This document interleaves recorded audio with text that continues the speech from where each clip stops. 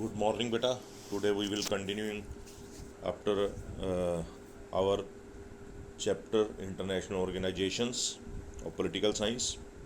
इसमें बेटे हम डिस्कस कर रहे थे कि जो इंटरनेशनल ऑर्गेनाइजेशंस हैं वो क्यों बनाई गई, जिसमें वाई इंटरनेशनल ऑर्गेनाइजेशन 2 पॉइंट्स हमने डिस्कस किए थे. एक हमने जस्ट लाइक कोविड-19 का जो एग्जांपल है उसको सामने रखा था. दूसरा डिफरेंट टाइप के जैसे ग्लोबल वार्मिंग वगैरह जो चैलेंजेस हैं इस समय, उनको सॉर्ट आउट करने के लिए इस प्रकार की ऑर्गेनाइजेशंस काम करती हैं. नेक्स्ट से कंटिन्यू कर रहा हूँ बेटे मैं.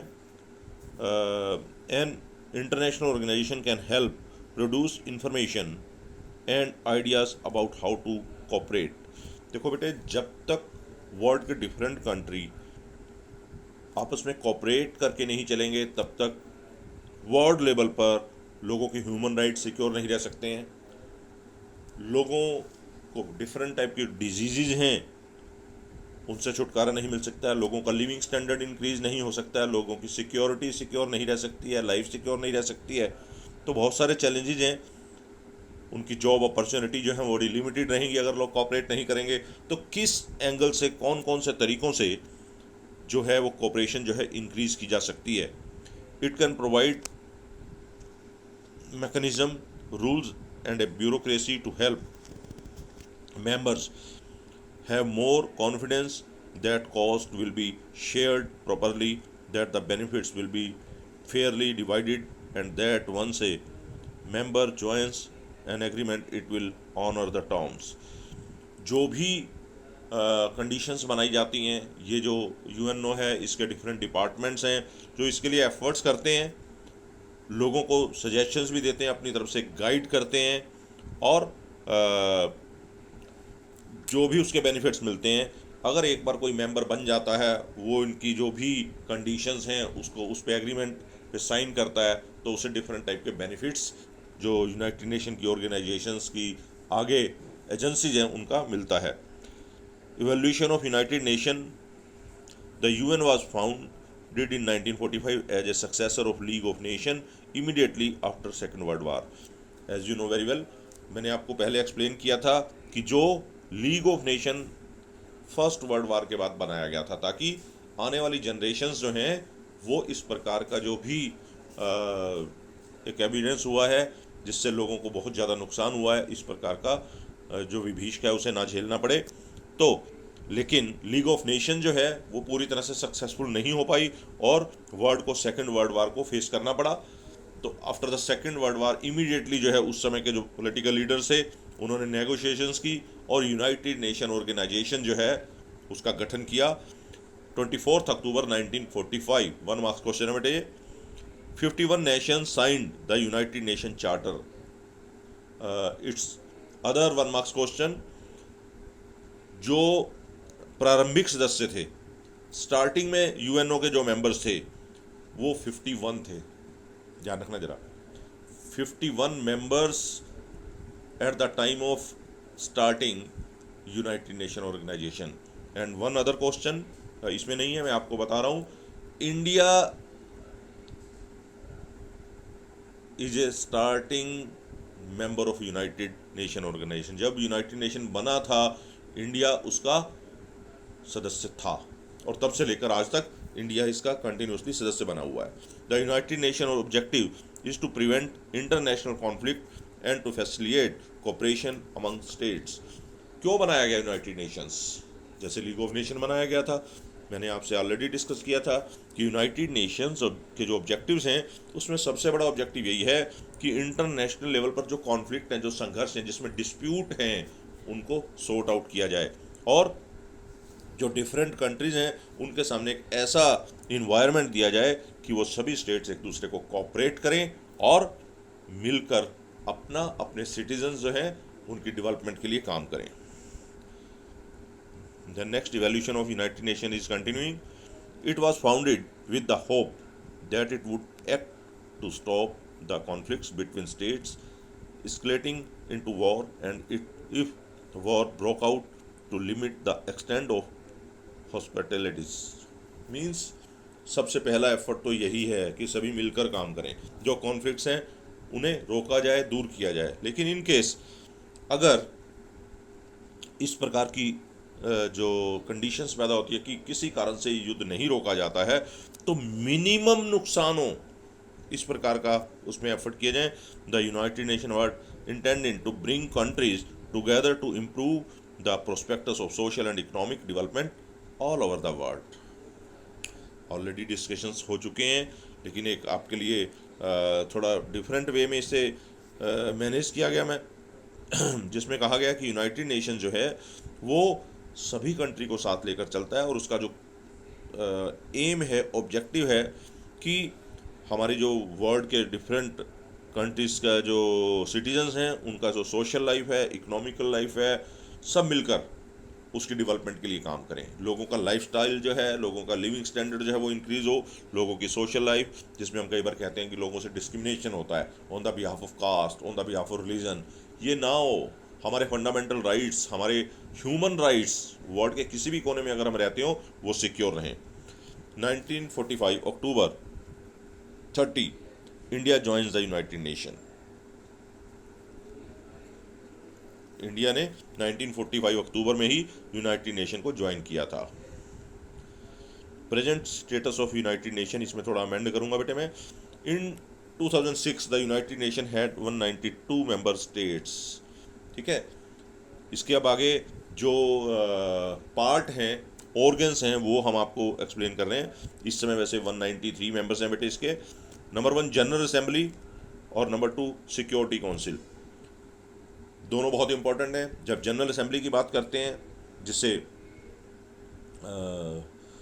महासभा कहा गया है, महासभा में जितने भी सदस्य यूएनओ के मेंबर होते हैं वो सभी महासभा के या जनरल असेंबली के मेंबर होते हैं।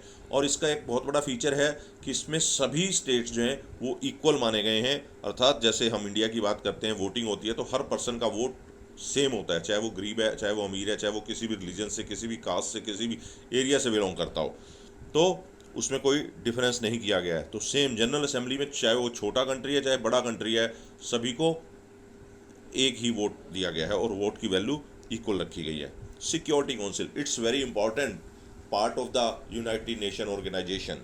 ये संयुक्त राष्ट्र संघ का एक बहुत ही विशेष भाग है, क्योंकि विशेष तौर पर अगर हम सिक्योरिटी के एंगल से देखें तो ये वर्ल्ड के डिफरेंट कंट्री को सिक्योर रखने में बहुत इंपॉर्टेंट रोल प्ले करता है।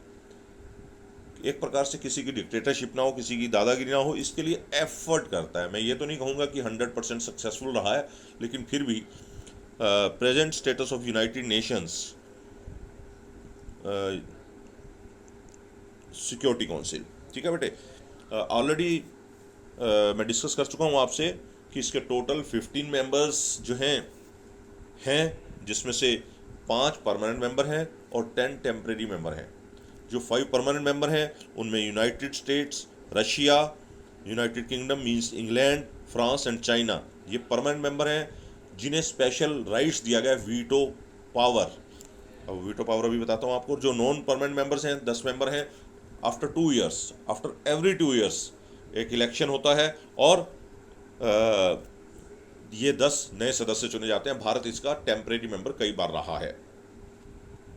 तो जो मेन डिफरेंस हम इसको काउंट करते हैं, नो डाउट परमानेंट मेंबर्स, जैसा कि वर्ड है परमानेंट मीन्स ये स्थायी सदस्य हैं, इनको बार बार बदलना नहीं पड़ता, ये तब से लेकर आज तक सदस्य हैं। लेकिन जो नॉन परमानेंट हैं या अस्थायी सदस्य हैं, ये टाइम टू टाइम चेंज होते रहते हैं, अलग अलग जो है इन्हें मौका मिलता है।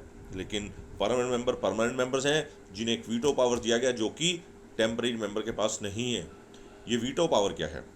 वीटो पावर है इन केस यूनाइटेड नेशन की सिक्योरिटी काउंसिल में कोई डिसीजन लिया जा रहा है और एक भी स्टेट अगर अपनी वीटो पावर को यूटिलाइज करता है, का प्रयोग करता है, तो वो डिसीजन कैंसिल माना जाएगा, नहीं लिया जाएगा। फॉर एग्जांपल, यूनाइटेड नेशंस की सिक्योरिटी काउंसिल के अंदर कोई डिसीजन लिया जा रहा है कि किसी एक कंट्री का कंप्लीटली बायकॉट किया जाए, उसको ब्लॉक किया जाए, लेकिन अगर एक कंट्री कहता है नहीं, I am not agree, means वो वीटो का प्रयोग करता है, तो वो डिसीजन कैंसिल हो जाएगा, ऐसा नहीं होगा। फॉर एग्जांपल, सिक्योरिटी काउंसिल ये कहती है कि किसी एक कंट्री के ऊपर यूनाइटेड नेशंस कोलेक्टिवली जो है वो अटैक करेगा। लेकिन अगर एक कंट्री जो है वो वीटो पावर्स को यूज़ करता है तो वो डिसीजन जो है पेंडिंग रह जाएगा, बल्कि रद्द हो जाएगा, नोट पेंडिंग, कैंसिल हो जाएगा, उसे लागू नहीं किया जाएगा।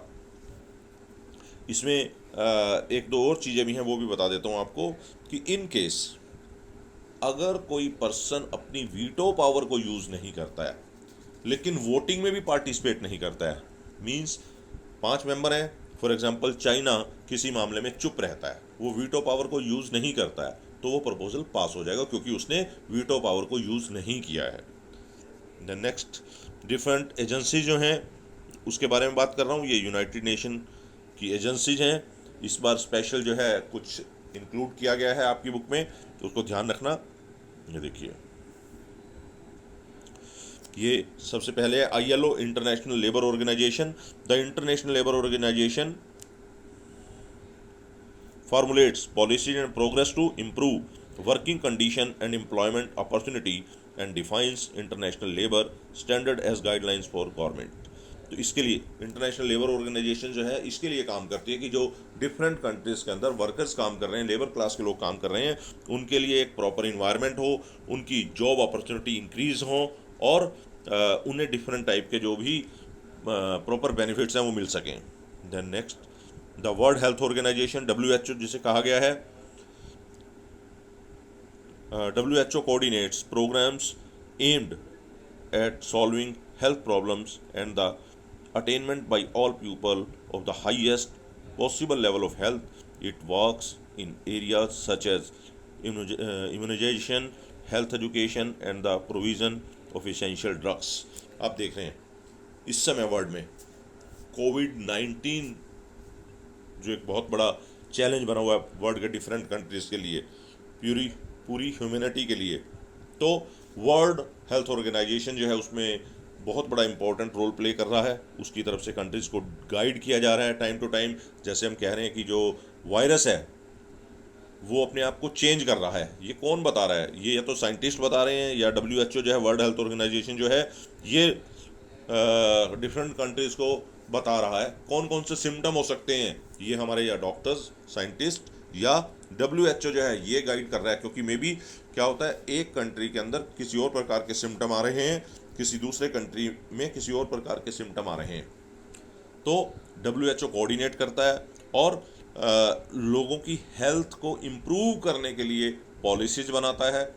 अगर किसी प्रकार की रिक्वायरमेंट है किसी कंट्री की, तो WHO उस रिक्वायरमेंट को पूरा करने में अपना कंट्रीब्यूशन देता है, दूसरे कंट्रीज़ के साथ जो है मिलकर उन्हें इसेंशियल ड्रग्स जो है वो प्रोवाइड करवाने की बात करता है। Then UNESCO, the United Nation Educational, Scientific and Cultural Organisation, promotes education for all, cultural development, protection of the world's natural and cultural heritage, press freedom and communication. तो ये बहुत इंपॉर्टेंट पार्ट प्ले करता है UNESCO, जिसमें जैसे हमारे यहाँ 14 years तक के जो स्टूडेंट्स हैं उनको free education, free and compulsory education देने की बात कही गई है। तो इस प्रकार के जो एजुकेशनल प्रोग्राम है उसके लिए एफर्ट करता है कि वर्ल्ड के सभी बच्चे जो हैं वो एजुकेशन को ले सकें।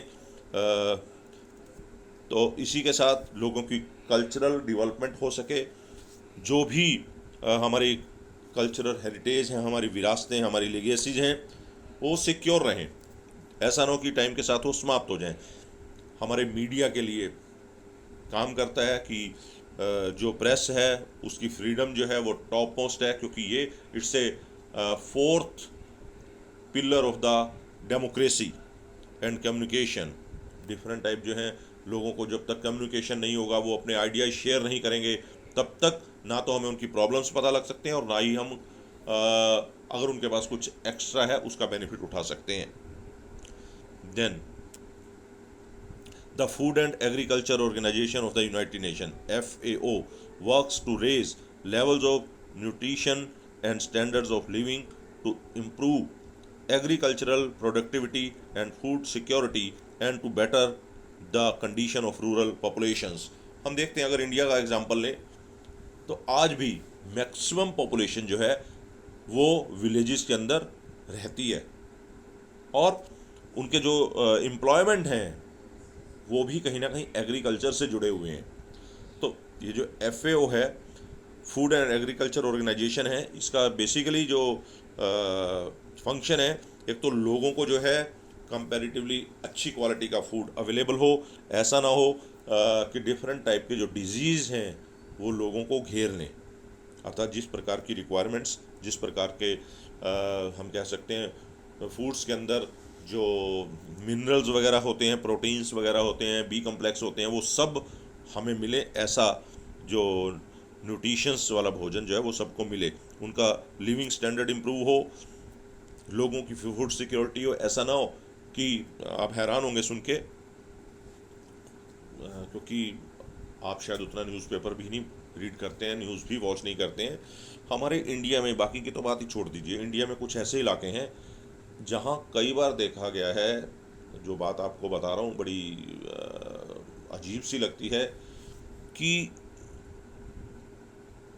लोग भूख से मर रहे हैं, उनके पास खाने के लिए भोजन नहीं है। इतनी बड़ी समस्या उस एरिया के लिए है। कुछ एरियाज, स्पेशली उड़ीसा वगैरह कुछ एरियाज, झारखंड वगैरह के कुछ एरियाज ऐसे हैं जहाँ पर लोगों का लिविंग स्टैंडर्ड इतना लो है, यू कांट इमेजिन। कई बार ऐसा देखा गया है कि कुछ लेडीज़ पैसे के लालच में अपने छोटे बच्चों को दूसरों को बेच देते हैं। हालांकि उसके लिए वो ये आर्गूमेंट्स देते हैं कि वो बच्चों को वो फैसिलिटी नहीं दे सकते थे, वो अच्छी लाइफ नहीं दे सकते थे, इसलिए उन्होंने दूसरे बच्चों को दूसरे पेरेंट्स को अडॉप्ट करने के लिए उन बच्चों को हैंड ओवर किया है, ताकि उन बच्चों की लाइफ बन सके। लेकिन बेसिकली जो कारण है कि उनके पास खाने के लिए कुछ नहीं है, उनके पास अपने बच्चों को प्रोवाइड करवाने के लिए कुछ नहीं है। तो इस प्रकार की जो स्टेटस है वो हमारे कंट्री में कई बार है।